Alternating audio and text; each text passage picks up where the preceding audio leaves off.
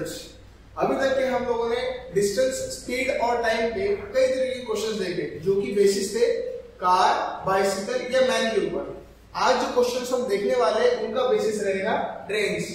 Trains पे broadly दो तरीके के क्वेश्चंस होते हैं, stationary object and moving object. अब ये होता क्या है, मान लीजिए कि कभी अगर आपने ट्रेन से ट्रैवल किया होगा, आपने ऑब्जर्व किया होगा कि ट्रेन का इंजन बहुत आगे होता है और बोगी, सबसे आखिरी वाली बोगी जिसको लास्ट वैगन बोला जाता है, वो बहुत पीछे होती है।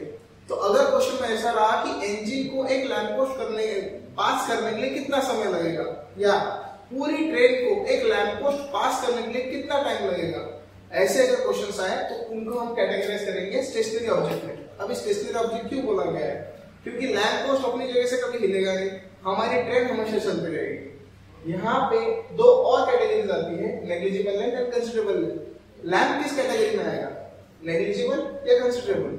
अगर आप सोच रहे होंगे कि ये कंसिडरेबल लेंथ में आएगा तो गलत है।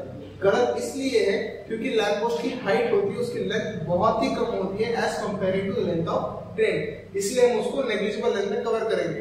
अगर क्वेश्चन ऐसा आया कि एक ट्रेन एक टनल से पास कर रही है तो कितने देर के बाद उसने टनल को पास किया। अब यहाँ पे ट्रेन के इक्विवेलेंट या उससे ज्यादा या उससे कम टनल का लेंथ हो सकता है, तो इसलिए हम उसको कंसिडरेबल लेंथ में कंसीडर करेंगे। यहाँ पे जो फॉर्मूले लिखे हैं वो अभी भी वही उसी ट्रिक को फॉलो करें जो हमने अभी तक के देखी है, डीएसटी वाली। तो यहाँ पे S indicates the speed, L indicates length of the train. यहाँ पे हमने लेंथ इसलिए लिखा है क्योंकि यहाँ पे डिस्टेंस मेजर करना होता है पर in respect to length of the train, और T indicates time.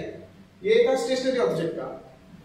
Moving object के केस में क्या होगा, मूविंग ऑब्जेक्ट के केस में भी दो कैटेगरी बनेंगे, negligible length and considerable length. Negligible length के केस में अगर मान लीजिए कि कोई कार की बात कर रहा है, कार भी मूव कर सकती है, अगर कार का लेंथ गिवन नहीं है तो हम उसको नेग्लिजिबल लेंथ में कंसीडर कर सकते हैं, क्योंकि car in the direction of train भी आ सकती है या opposite direction of the train भी आ सकती है।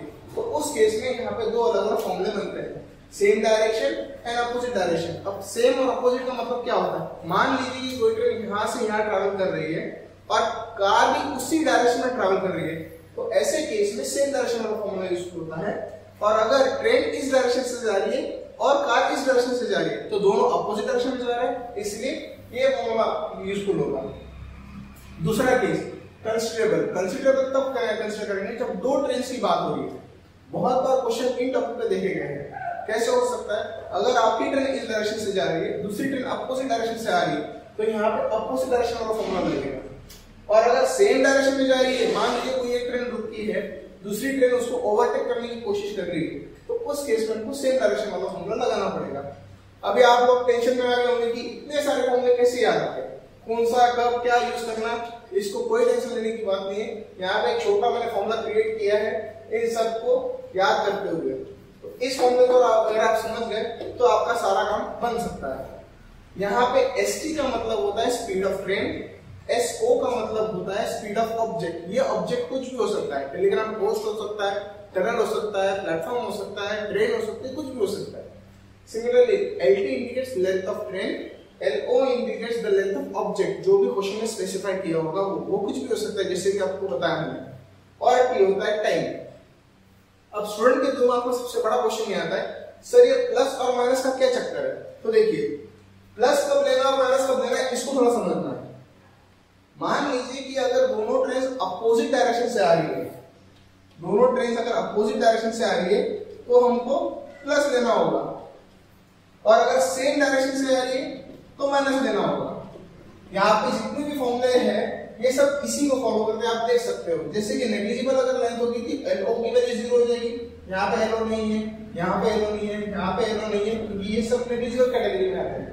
LO कब कंसीडर होता है, जब कंसीडरेबल लेंथ होती है किसी भी ऑब्जेक्ट, तभी वहां पे ये होता है। अब आप एग्जाम हॉल में अगर इस फॉर्मूले को याद रखते गए और प्लस माइनस का अगर चक्कर आ गया कि कब प्लस लेना है कब माइनस लेना है, कंफ्यूज हो गए, तो याद करने का बड़ा ही सरल तरीका है। हम लोगों ने स्टैंडर्ड 9 में जब मैग्नेटिज्म पढ़ा तब एक प्रिंसिपल बहुत अच्छे से रटा हुआ था, जो था opposite poles attract each other. बराबर, opposite poles attract each other, ऐसा हम हमेशा बोले थे।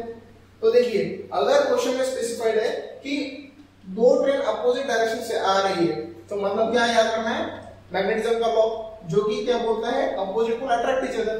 ऑपोजिट का ओ और अट्रैक्ट का ए, अट्रैक्ट का ए और क्या स्पेसिफाई कर सकता है, एडिशन, जिसका स्पेलिंग भी शुरू होता है ए से, तो इसको ऐसे याद रखा जा सकता है।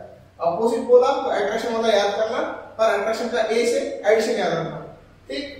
और यहाँ पे आता है दूसरा बात सेम, सेम का स्पेलिंग एस से स्टार्ट होता है, जब भी सेम आएगा तो सब्सट्रैक्ट याद रखना, सब्सट्रैक्ट का भी स्पेलिंग एस से स्टार्ट होता है, तो जैसे सेम डायरेक्शन से आया तो स्पीड को माइनस कर लेना। तो ये था ओवरऑल कॉन्सेप्ट अभी तक का ट्रेन के ऊपर का। आई होप आपने इसको समझ लिया होगा। अभी हम इसके बेसिस पे कुछ क्वेश्चन सॉल्व करते हैं ताकि ये फॉर्मूले कैसे यूज करेंगे आपको और अच्छे से आइडिया आ जाएगा। चलो बढ़ते हैं आगे क्वेश्चंस की ओर।